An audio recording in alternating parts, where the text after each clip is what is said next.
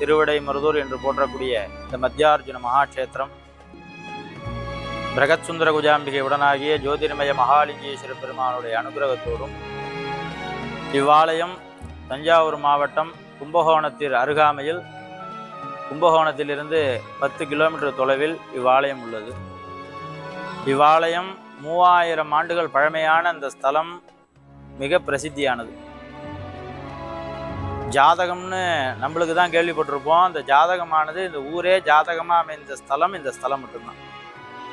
இந்த ஊரை இப்போல்லாம் எவ்வளோதோ நவீன வசதிகள் வந்துடுது. வந்ததுக்கப்புறம் நம்ம என்ன பண்ணுறோம், ட்ரோன் கேமரான்னு ஒன்று வச்சுருக்கோம், மேலே பார்க்குறோம்.